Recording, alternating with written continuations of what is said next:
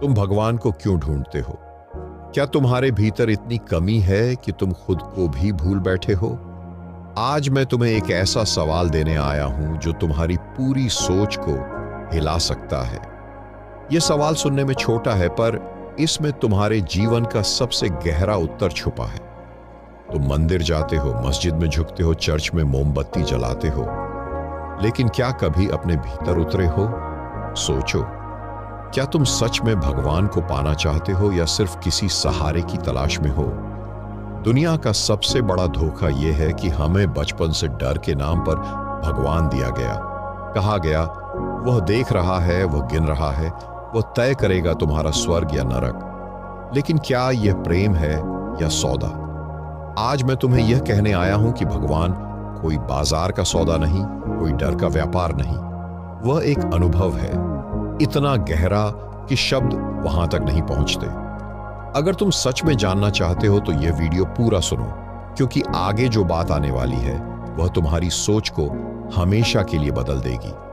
और हां, अगर तुम्हें ये बातें दिल को छूती हैं तो लाइक करो, सब्सक्राइब करो और नीचे कमेंट में लिखो, मैं जागना चाहता हूं। ईश्वर मनुष्य की सबसे पुरानी कल्पना है और यह कल्पना डर की गोद से जन्मी है। जब इंसान जंगल में रहता था, बिजली कड़कती थी, तूफान आता था तो वह कांप जाता था। उसे कुछ ऐसा चाहिए था जो उसे बचा सके, उसे दिलासा दे सके, और यहीं से भगवान की तस्वीर बनने लगी। बचपन से हमें सिखाया गया, भगवान देख रहा है, अगर गलत करोगे तो नरक मिलेगा, सही करोगे तो स्वर्ग। पर सोचो, यह रिश्ता प्रेम का है या सौदे का? प्रेम तो बिना कारण होता है, बिना डर के होता है, लेकिन तुम्हारा भगवान डर और उम्मीद दोनों पर टिका है। यह मानसिक गुलामी है, एक अदृश्य जंजीर। माँ बाप ने डराया, गुरु ने डराया, धर्म ने डराया, और तुम उसी डर के बोझ से झुक गए। तुम्हें भगवान नहीं चाहिए था, तुम्हें सुरक्षा चाहिए थी। कोई ऐसा चाहिए था जो तुम्हारी जिम्मेदारी उठा ले, तुम्हारी गलतियों को ढक दे, तुम्हारे दुखों को हल्का कर दे। जब सब ठीक चलता है, पैसा, नौकरी, रिश्ते, तब तुम भगवान को याद नहीं करते। लेकिन जैसे ही धरती पैरों तले से खिसकती है, तुम मंदिर, मस्जिद, चर्च की तरफ भागते हो। ध्यान से देखो, यह प्रेम नहीं है, यह उपयोग है। भगवान तुम्हारे लिए एक मानसिक बैसाखी बन गया है। और मैं कहता हूं, तुम्हें सहारे की जरूरत नहीं है, तुम्हें सजगता की जरूरत है। सहारे पर खड़ा आदमी कभी सच में खड़ा नहीं होता। वह हमेशा झुका रहता है, हमेशा गुलाम रहता है। धर्म ने भगवान को बेच दिया है और तुमने उसे बिना सोचे खरीदा भी है। तुम्हारे धर्म ने कहा, यह करो, यह मत करो, यह पाप है, यह पुण्य है। लेकिन क्या धर्म खुद जानता है कि ईश्वर क्या है? धर्म किताबों से भरा है, शब्दों से लदा है। किसी ने उपनिषद पढ़ा, किसी ने गीता, किसी ने कुरान, लेकिन खुद को पढ़ने की कोशिश किसने की? जब तक तुम अपने भीतर नहीं झांकते, तब तक भगवान का कोई अर्थ नहीं। क्योंकि भगवान कोई शब्द नहीं, कोई मूर्ति नहीं, वह एक मौन की अवस्था है। ध्यान कोई क्रिया नहीं, कोई उपलब्धि नहीं। ध्यान तब घटित होता है जब तुम बस बैठते हो, बिना उद्देश्य, बिना आकांक्षा, बिना किसी चाहत के। तब धीरे धीरे विचार रुकते हैं, मन शांत होता है और भीतर से एक नीरवता उठती है। वही नीरवता है भगवान। न कोई नाम, न कोई रूप, न कोई धर्म।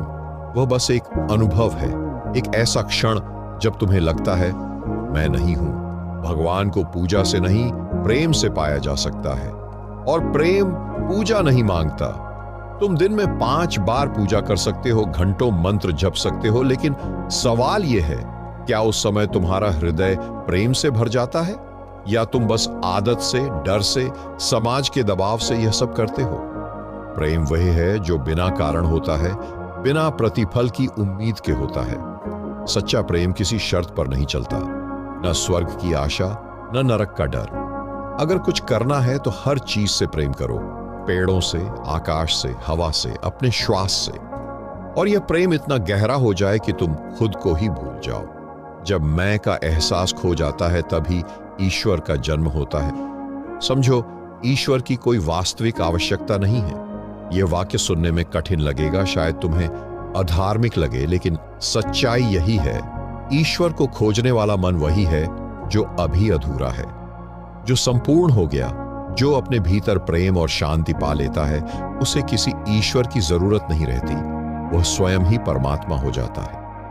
भगवान तुम्हारे लिए एक विकल्प है, तुम्हारी अपूर्णता का विकल्प। जब तुम ध्यान में पूर्ण हो जाते हो, जब मौन तुम्हारे भीतर घर कर लेता है, तब भगवान कहीं बाहर नहीं बचता, वह तुम्हारे भीतर समा जाता है। और उसी क्षण तुम कहते हो, अहम ब्रह्मास्मि, मैं ही ब्रह्म हूं। लेकिन तुम्हारा अहंकार, तुम्हारा मैं ही तुम्हें ईश्वर से दूर रखता है। जब तक तुम हो, भगवान नहीं है। तुम्हारा मैं हर पल कुछ बनने की कोशिश करता है, कुछ पाने की कोशिश करता है, और यही दीवार है। ध्यान से सुनो, तुम्हें कुछ बनना नहीं है, तुम्हें कुछ पाना नहीं है, तुम्हें सिर्फ होना है, मौन में, सहज में, निष्प्रह में। और जब तुम ऐसे होते हो तो तुम्हारे मौन में एक घंटी बजती है। वह घंटी बाहर नहीं, भीतर बजती है। यह घंटी तुम्हारे हृदय की गहराई में गूंजती है, और उसी गूंज में ईश्वर का साक्षात्कार होता है। तुम जितना खोजते हो, उतना दूर हो जाते हो, क्योंकि खोज करने वाला मन कभी शांत नहीं होता। वह हमेशा भागता रहता है, कल की ओर, भविष्य की ओर, किसी कल्पित लक्ष्य की ओर। खोज बंद करो, बस मौन हो जाओ, बैठ जाओ, बिना किसी आकांक्षा के, बिना किसी योजना के, बस होने के लिए। और धीरे धीरे एक उपस्थिति घटेगी। वह कोई बाहरी व्यक्ति नहीं, कोई देवता नहीं, वह तुम हो। पर वह तुम नहीं जो नाम से पहचाने जाते हो, न वह जो अतीत की कहानियों में जीता है। वह तुम जो शुद्ध चेतना है, बिना रूप, बिना सीमा, बिना शुरुआत और बिना अंत के। यही है परमात्मा। वह कोई जगह से आने वाली रोशनी नहीं है, वह तुम्हारे अपने भीतर की रोशनी है, जो तुम्हारी बेचैनी थमते ही प्रकट हो जाती है। जब तुम्हारी बेचैनी मिट जाती है, तुम्हारा मन शांत हो जाता है।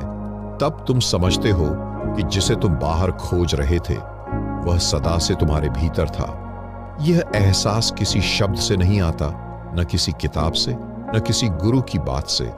यह केवल अनुभव से आता है।